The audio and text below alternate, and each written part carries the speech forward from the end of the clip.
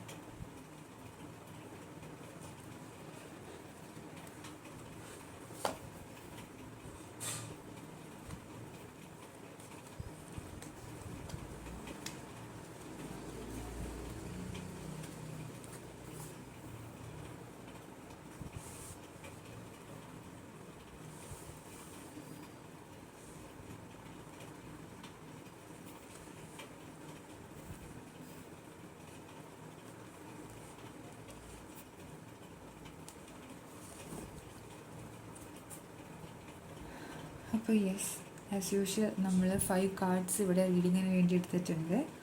അപ്പോൾ ആദ്യമേ തന്നെ എനിക്ക് പറയാനുള്ളത്, ഒരു അത്രയും പോസിറ്റീവായിട്ടുള്ള വൈബ്രേഷനല്ല എനിക്ക് ഈ കാർഡ്സിൽ നിന്ന് വരുന്നത്. കാരണം ഇപ്പോൾ നോ കോണ്ടാക്ട് സിറ്റുവേഷനിൽ പോയിക്കൊണ്ടിരിക്കുന്നവർക്കും ബ്രേക്കപ്പിൽ പോയിക്കൊണ്ടിരിക്കുന്നവർക്കും കുറച്ച് താമസമുണ്ട് കാര്യങ്ങളിൽ. അതായത് നിങ്ങളുടെ ലൈഫിലെ പല കാര്യങ്ങളും നിങ്ങൾക്ക് ലേൺ ചെയ്യാനുള്ളൊരു സമയമായിട്ടാണ് കാണുന്നത്. നിങ്ങൾക്ക് കരിയർ റിലേറ്റഡ് ആയിട്ടുള്ള കാര്യങ്ങളിലൊക്കെ ഫോക്കസ് ചെയ്യേണ്ടതായിട്ടുള്ളൊരു സമയമായിട്ടാണ് മെയിനായിട്ട് പറയുന്നത്. അതായത് റിലേഷൻഷിപ്പിൽ റീഡിംഗ് ആണെങ്കിൽ കൂടി നിങ്ങൾക്ക് നിങ്ങളുടെ ലൈഫിലത്തെ കാര്യങ്ങളിൽ ഫോക്കസ് ചെയ്യണം എന്നൊരു മീനിങ് ആണ് ഫസ്റ്റ് ഓഫ് ഓൾ എനിക്ക് ഇതിൽ നിന്ന് കിട്ടുന്നത്. ഓക്കെ, അപ്പോൾ കരിയർ റിലേറ്റഡ് ആയിട്ടുള്ളതും എന്തെങ്കിലും പാഷനും കാര്യങ്ങളും നിങ്ങൾക്കുണ്ടെങ്കിൽ അതിൽ ഫോക്കസ്ഡ് ആവാൻ ശ്രമിക്കും.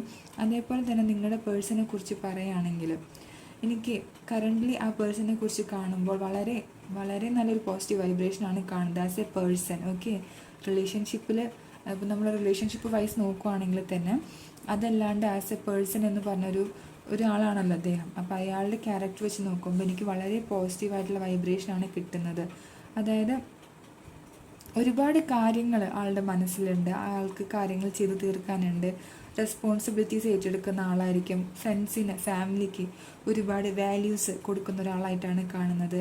പല കാര്യങ്ങളിലും പറയാണ്ട് തന്നെ ആൾ ഇടപെട്ട് പല കാര്യങ്ങളിലും ആൾ സൊല്യൂഷൻ ഉണ്ടാക്കി കൊടുക്കുന്നതായിട്ട് കാണുന്നുണ്ട്.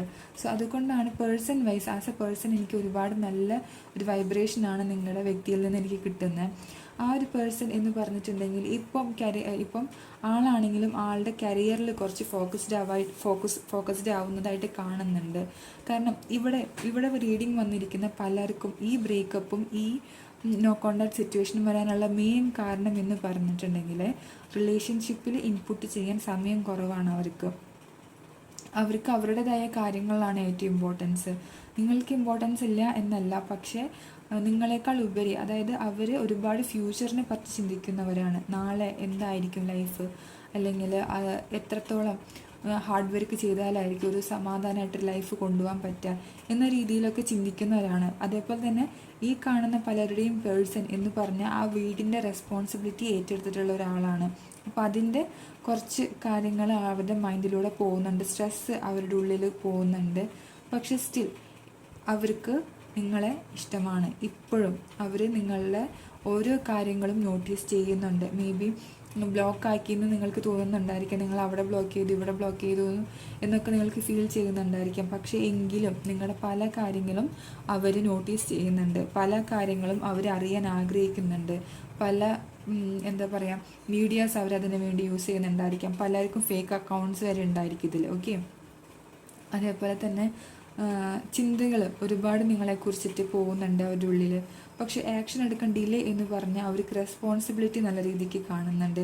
പല കാര്യങ്ങളിലും അവരെ എന്താണ് പിടിച്ചു വെക്കുകയാണ്. ഓക്കെ, ഇപ്പം നാളെ മിണ്ടാം സംസാരിക്കാം എന്നൊക്കെ വിചാരിച്ചാലും പല റീസൺസ് ഒക്കെ പറ്റാണ്ട്, അതായത് കുടുംബപരമായിട്ടും അല്ലെങ്കിൽ വർക്ക് സംബന്ധമായിട്ടും അവർ ആ കാര്യത്തിൽ ഇൻവോൾവ് ആയി പോവുകയാണ് ചെയ്യുന്നത്.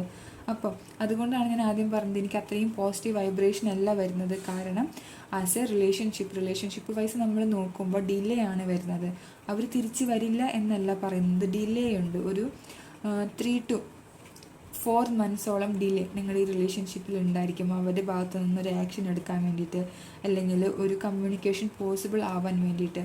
പക്ഷേ യെസ് ആണ്, അതായത് കമ്മ്യൂണിക്കേഷൻ റീകൺസിലേഷനും പോസിബിൾ ആണ് ഇവിടെ. ഓക്കെ, അപ്പം അത്രയേ ഉള്ളൂ ഇന്നത്തെ റീഡിങ്.